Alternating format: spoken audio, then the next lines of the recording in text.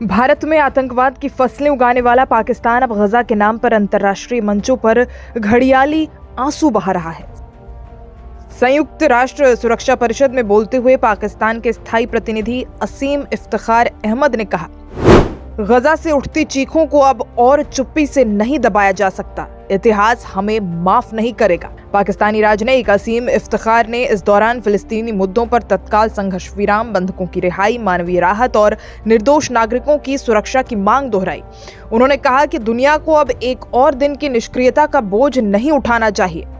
पाकिस्तान का दोहरा चरित्र, ये वही पाकिस्तान है जो खुद भारत के खिलाफ आतंकवाद को प्रायोजित करता रहा है और अब गजा के बहाने मानवाधिकारों का झंडा उठाकर अपनी अंतर्राष्ट्रीय छवि सुधारने की असफल कोशिशों में लगा है। संयुक्त राष्ट्र महासभा में अगले महीने प्रस्तावित 2 राज्य समाधान पर सम्मेलन से पहले पाकिस्तान इस मुद्दे को गरमाने की कोशिश कर रहा है। यूएनसीसी में क्या बोला पाक? उन्होंने कहा, इतिहास हमें माफ नहीं करेगा। अपने भावुक संबोधन में असीम इफ्तिखार ने कहा कि गजा में फिलिस्तीनियों का कत्लेआम, भूख और तबाही जारी है और दुनिया मूकदर्शक बनी हुई है। साथ ही आगे कहा, गजा की चीखें अब खामोशी से नहीं दबाई जा सकती। दुनिया अब और एक दिन की चुप्पी भी बर्दाश्त नहीं कर सकती। उन्होंने सुरक्षा परिषद से अपील की कि अब वक्त आ गया है कि निष्क्रियता की जगह कार्रवाई की जाए। बता दें कि संयुक्त राष्ट्र महासभा जून में इस्राएल फिलिस्तीन विवाद को लेकर 2 स्टेट सॉल्यूशन पर एक विशेष सम्मेलन आयोजित करने जा रही है। इसी के मद्देनजर पाकिस्तान ने यह अपील की कि यूएनएससी अब और चुप न बैठे और ठोस कदम उठाए। ये बयान ऐसे समय आया जब गजा में इजरायली सैन्य कार्रवाई को लेकर अंतर्राष्ट्रीय आलोचना तेज होती जा रही है और क्षेत्र में हालात बेहद गंभीर बने हुए हैं।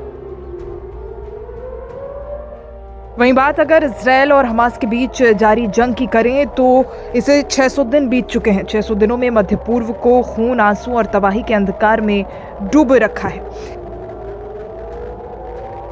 एक ऐसा संघर्ष जो सिर्फ 2 पक्षों की लड़ाई नहीं है बल्कि लाखों मासूमों के अस्तित्व का सवाल बन चुका है। 7 अक्टूबर 2023 को शुरू हुआ ये संघर्ष अब 600 दिन पार कर चुका है। दुनिया ने शायद उस दिन ये अंदाजा नहीं लगाया था कि ये हिंसा इतनी गहराई तक आम जिंदगियों को चीर डालेगी। गजा की जमीन पर सिर्फ गोलियां और मिसाइलें नहीं, उम्मीदें, सपने और इंसानियत भी गिरी। आंकड़ों की बात करें तो मरने वालों की संख्या 50,000 के पार है और घायलों की तादाद लाखों में है। लेकिन इन आंकड़ों के पीछे सिर्फ हथियार नहीं, भूख, बीमारी और बंद होती जिंदगी की रेखाएं भी जिम्मेदार हैं। कुछ महीने पहले सीमाओं को पूरी तरह सील कर दिया गया। न खाना पहुंच सका, न दवाइयां, न राहत। जो जिंदा है वो हर रोज जिंदा रहने की जद्दोजहद में है। रिपोर्ट्स की माने तो हालात इतने बिगड़ चुके हैं कि लोगों को कूड़े के ढेर में खाना तलाश करना पड़ रहा है। एक माँ अपने बच्चों को बचाने के लिए जले हुए चावल और सूखी रोटियों को उबालकर पेट भरने की कोशिश करती है।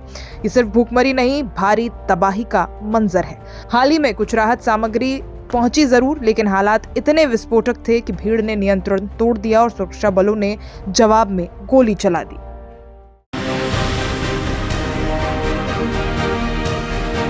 हमास के साथ सीज़फायर को भले ही इस्राएल के पीएम नेतन्याहू ने नकार दिया हो, लेकिन सीज़फायर के लिए हमास क्यों तैयार हुआ था, इसके पीछे एक अरब मुल्क का बड़ा हाथ था।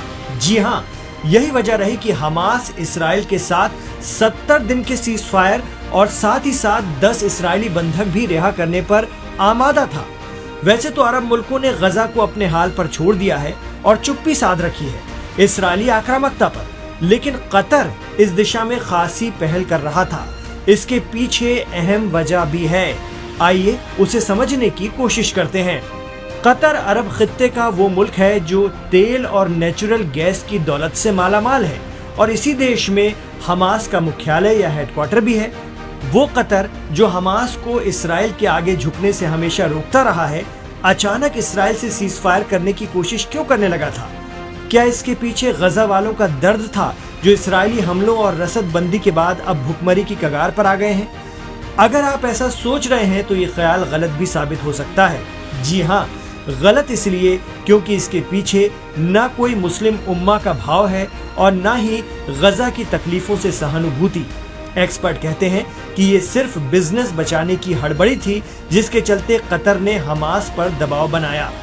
दरअसल कतर, जो रशिया यूक्रेन वॉर से पहले यूरोप को महज 2% नेचुरल गैस सप्लाई करता था, अब 8% गैस भेजता है।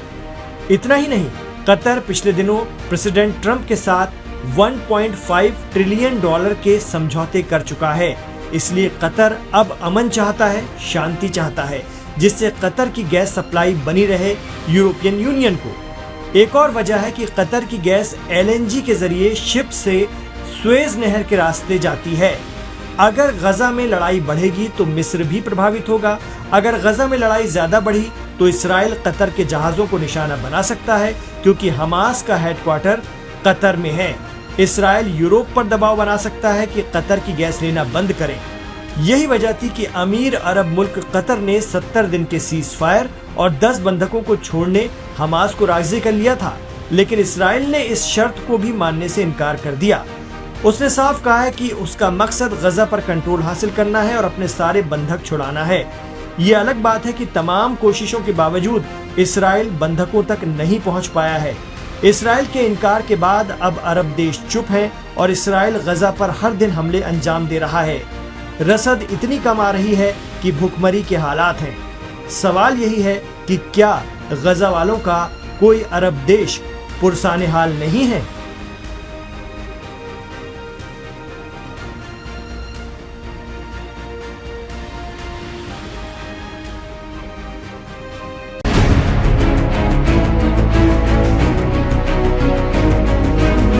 ईरान और सऊदी के बीच में ताल्लुकात कितने भी नॉर्मल हो जाने के दावे किए जाएं, लेकिन सच्चाई इससे बरअक्स है।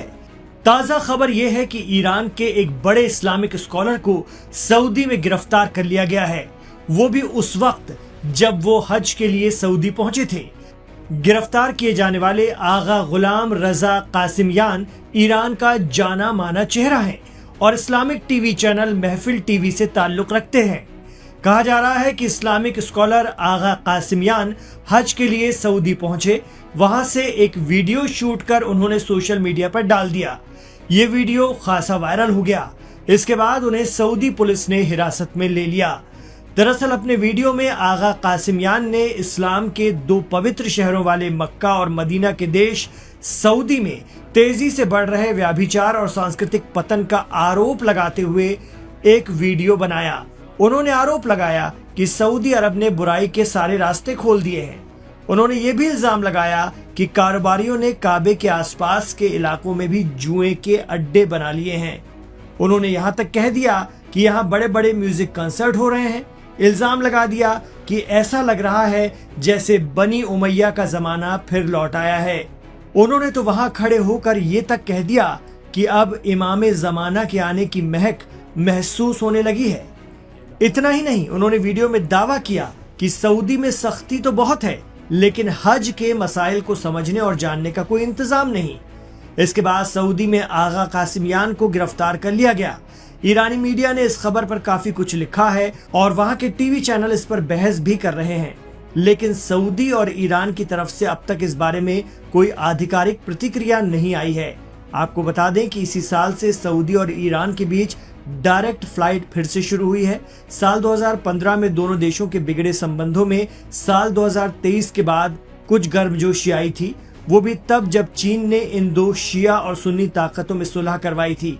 दरअसल साल 2015 के बाद से ईरानी नागरिक फ्लाइट से हज के लिए नहीं जा पाते थे, बल्कि आजमीन के ग्रुप को चार्टर प्लेन बुक करना होता था। पिछले दिनों सऊदी की रॉयल फैमिली के मेंबर और डिफेंस मिनिस्टर खालिद बिन सलमान अल सऊद ईरान पहुंचे थे।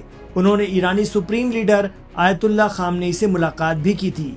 लेकिन इस बीच ईरान के एक बड़े आलिम दीन की सऊदी में गिरफ्तारी से क्या दोनों देशों के ताल्लुकात में फिर कोई दिक्कत आ सकती है?